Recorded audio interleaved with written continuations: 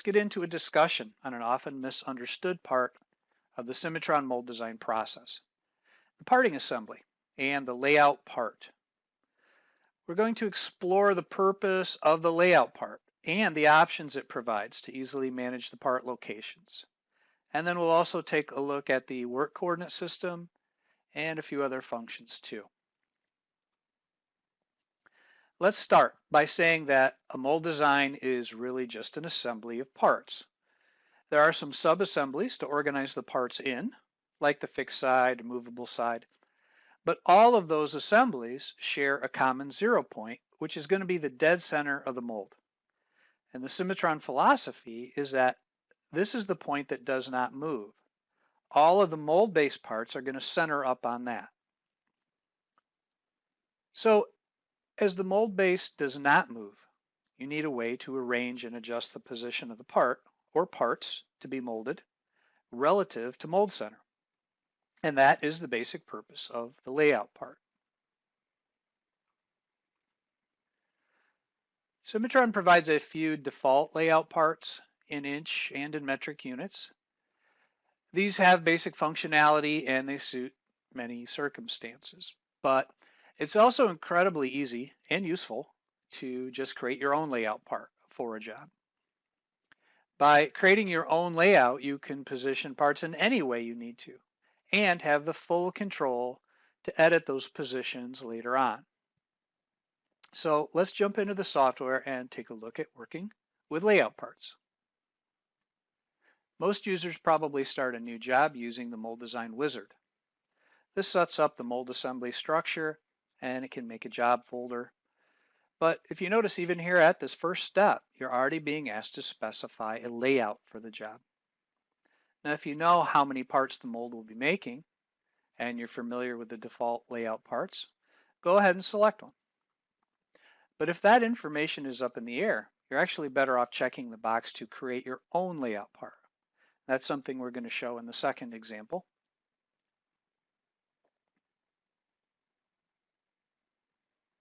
So we see a new assembly being created and the wizard is creating the sub-assemblies there in the tree. And the reason that the mold wizard required us to select a layout part is because it's actually the only part it adds into the empty design assembly. That and these assemblies are all you get.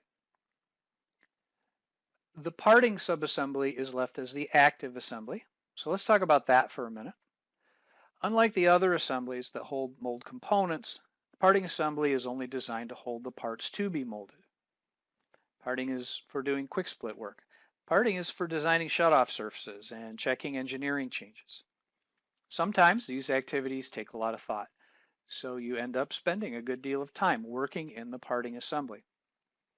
But the point is, it's definitely a special assembly for very specific tasks. And of course, as you hopefully know, there is no set order to mold design in Cimatron.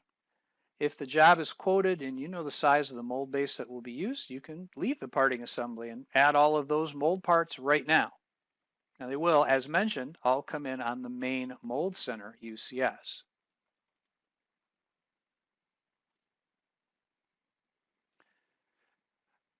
We're going to add parts first.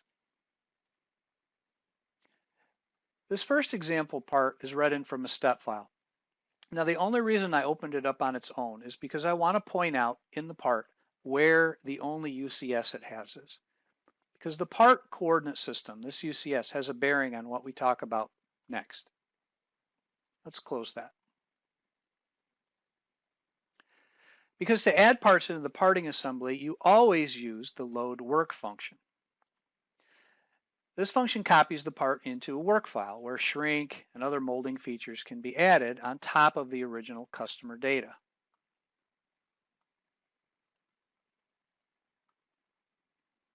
And then it has you position the parts in a layout. Now, where the layout spots are at first doesn't really matter. The whole point of the layout is adjustability. You just need to get them on the screen, see how they look, and then adjust them from there. Now, something to note right away, and it refers to the coordinate systems I was just talking about. When you drop a part on a layout point, you naturally expect to see the part right there on the layout point. not 6 feet off to the right. But that is what would happen if we were to use the UCS in the part as its anchor point.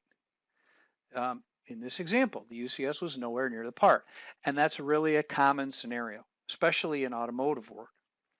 So we do something right now to provide a better anchor point in the work part. We create a work coordinate system, which we can edit now to see how it's made.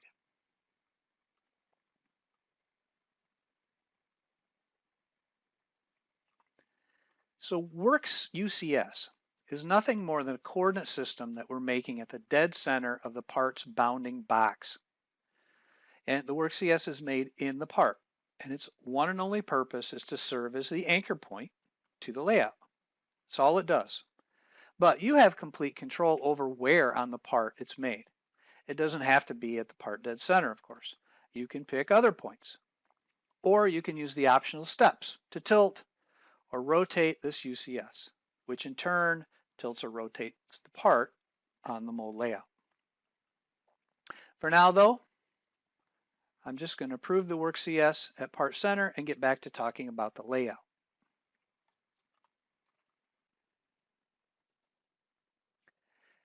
Activating the layout part shows its feature tree, and generally speaking they only have two features inside them, a sketch of points and then a special layout UCS.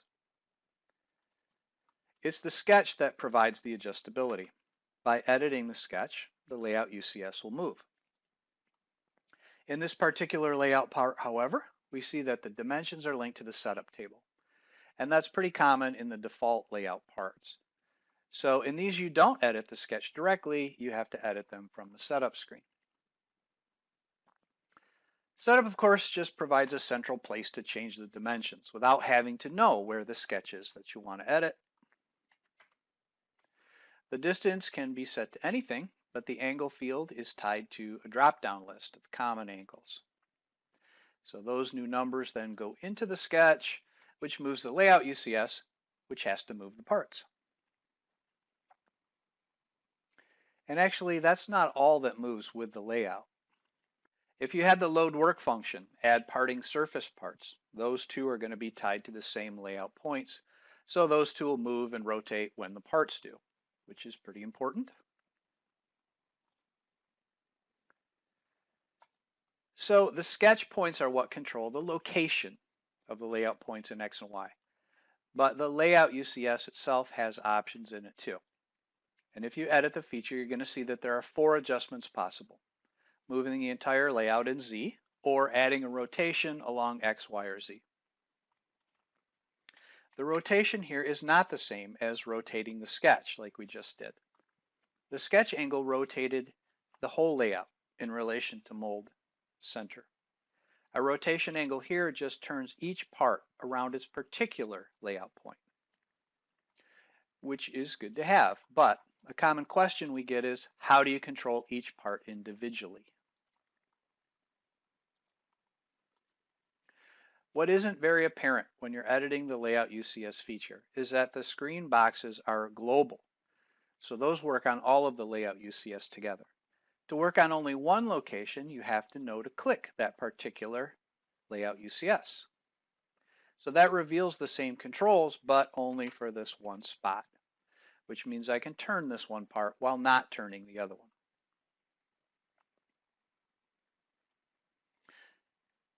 As far as altering the Z height, that would raise or lower the layout point relative to mold center. Let's take a look at that.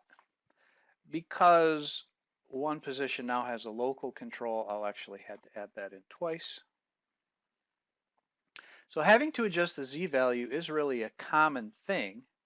In fact, it's needed all the time practically, because the dead center of the part in Z is rarely ever a really relevant plane. But changing the work CS location can also change the part Z relative to mold center. So if there are 2 ways to make the same adjustment, which is the better one to use? Do you move the layout points or do you move the work CS? And that is really the most common question we get about this whole process. The only answer is that both options can do the job. But adjusting the Z height in the layout can only be done by typing a number. Adjusting the Z height by the work CS allows selecting a point, which in my mind is a better choice because you're actually touching the part geometry. But really, the way the whole layout points and work CS work together, editing the layout is the natural choice for adjusting the part XY location in the mold, as well as individual rotation. But for adjustment in Z, or for changing the draw direction, the tip of the part, this is better done by editing the work CS.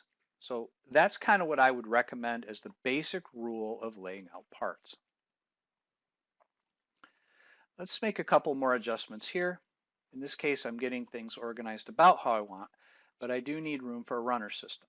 Now that's an XY adjustment, so I'm going to use the layout, which we know is driven by setup.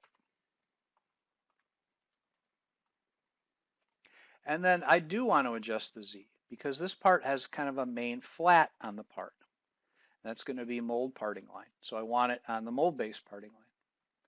For that, I'm going to edit the work CS, which means I have to activate the part.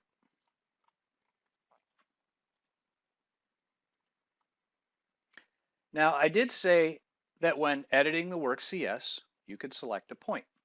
But unless it's one of these blue points on the screen, on the bounding box, it's a point you're going to have to make yourself. But remember, feature order is important in the work part.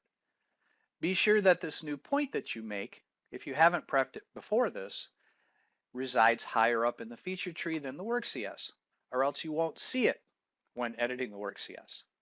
But implicit points are okay too. So what I'm going to do for our example is just filter to a circle center on the plane that I want, and that's going to put the work CS there.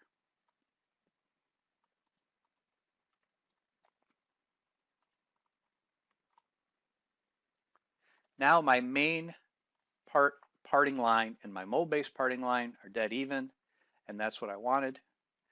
Now, as you probably noticed, because I did pick the circle center, the part moved a little in X too. And in this case, I don't mind, but I could always go back to the layout and move them again if I needed to. Now, through all of this, the work CS continues to sit right on top of the layout point. That's its only job. That's what it does.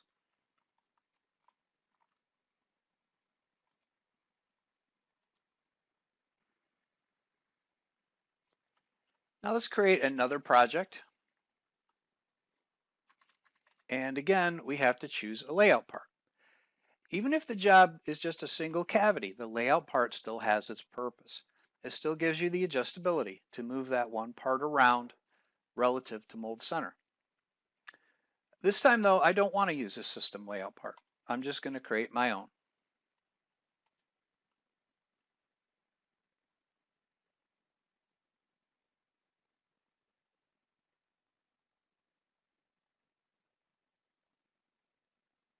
When creating a new layout, the system leaves you in the new empty layout part that it makes for you.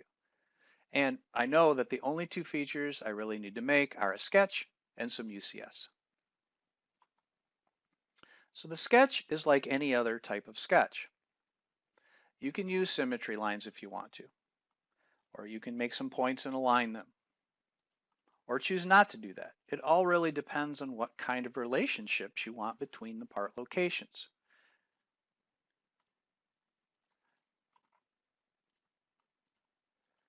I'm going to make a layout for 4 parts, and I want dimension control to be from mold center, but I do want some symmetry too. So in my case, I'm going to use relations to link the dimensions.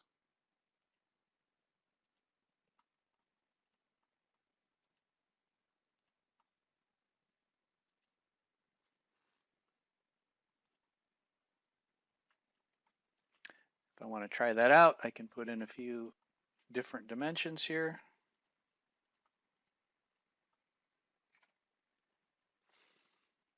So that gives me the adjustable points that I want. And I could link these to setup, of course. That's an easy step if I desire. The layout UCS function is found in the Layout Tools menu. And you want to be sure to use this function, not just any UCS tool, because only Layout UCS is going to give you the right options for rotation and Z height that we saw earlier.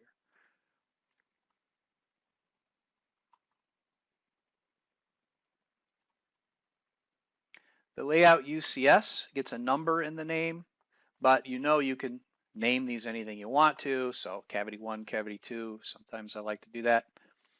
And if we look in the tree, I'm done. This is all a layout part needs. We see a sketch and a layout feature. If you like this layout part and you think you're going to use it again, feel free to copy it over to the system layout folder because it's as good as any that came from Cimatron. Next step, of course, is to load the work part.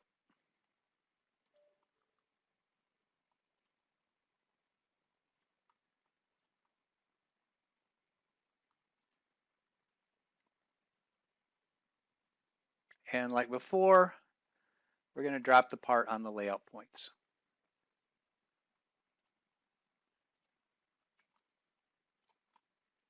Now, the tools in Cimatron were built to allow you to get parts into molding position in a mold project, even if you've never looked at the part before. Now, often that's not the case. Probably somebody has looked the part over and thought about the best draw direction, and perhaps even created a pull coordinate system, which would be nice because even though the work CS gets made at the center of the part box, as we saw, the Z direction still just comes from the part UCS. And there's no guarantee that that is the right draw direction.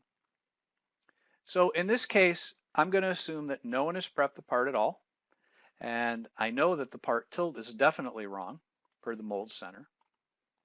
So I have to figure that out on the fly while working on the layout. The optional steps in the work CS function are rotation or for delta values. And these are useful, but again, you have to type in the numbers. For now, it's better to just stay at step 2 of the work CS function and select something from the part that's going to orient it correctly. So if there was a better UCS in the part, I would select that now.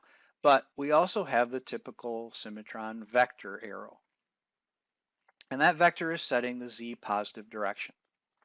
Now I don't know for sure, but this part looks to me like X might be a better choice for draw direction.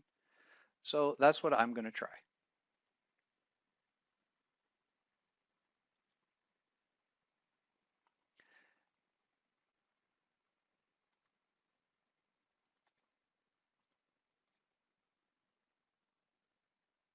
We only need to work on one of these parts as they're all the same. And before I start using quick split and getting on with this design, I think I'm going to check the part orientation that I've guessed at using the direction analysis function. So you can check the part angles and view it that way, or switch over to the two opening style of analysis. And that looks more like what you're going to see when you do get to quick split in a minute. There's only 3 colors in this type of analysis. So what it's showing me is that the tilt is fairly close, but there are still some undercut areas that probably were designed to pull. And let's point out, we've added some buttons here recently. These are new options in direction analysis that can help you fix undercut problems, and they're all here under the Orientate Part button. So in here you can pick geometry to tilt the part and then have it update the work CS. Or you can even run a part analysis and have the system suggest to you what it thinks is the right tilt. And I think these are pretty cool options. But for today, I just want to stick with the focus of our webinar, which is the layout and the work CS. So we're going to do it a different way. We're just going to keep editing work CS until we get this right. Work CS, of course, is a feature in the part, and you can edit it as often as you like. So I know that the vector I picked in X wasn't quite right, but of course the vector offers you all kinds of options, like normal to a face or some other reference geometry. And often on a part, there are some features, common part features that sort of imply the right draw direction. So I think I am going to set the vector arrow along this boss face, as that's likely a pretty good choice.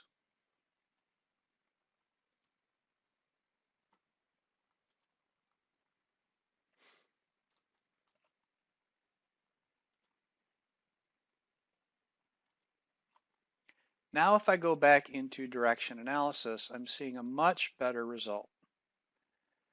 So the boss direction was a pretty good choice to pull the part. Most of the backdraft issues are cleared up now, and the few that are left would need a little attention.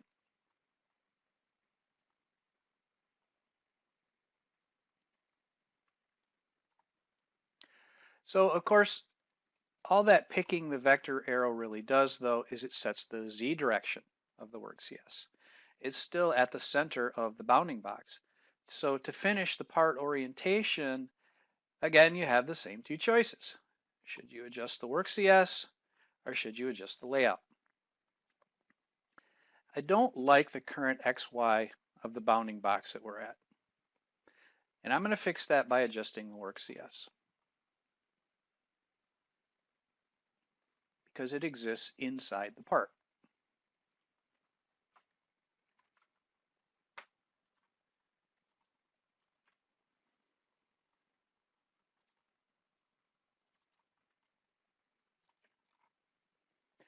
But the position of the parts relative to one another, of course, is something I'm going to fix by changing the layout.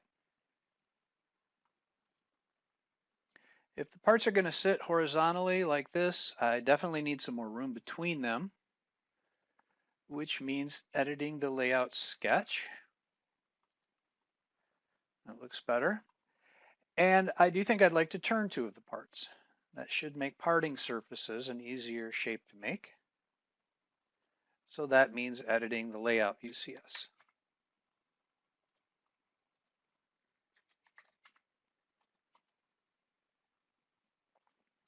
As far as the part Z height relative to the mold center, this part really doesn't have any obvious surface that should be the main parting line. So in this case, maybe the center of the part is actually not too bad of a spot. At least for now, it's fine. And if I do want to move it after the mold design gets farther along, well, I can easily do that. Adjusting the part layout is something you can do at any point in the design process. And that's where I'm going to stop on the topic today. Here are a few of the high points I want you to remember from this webinar.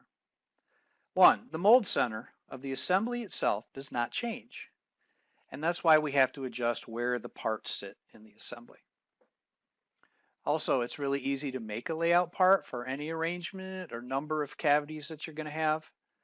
Remember, you only need to make 2 features in it, so really easy. And adjustment of the parts can be done in 2 ways, by the work CS or the layout, because they sit on top of each other.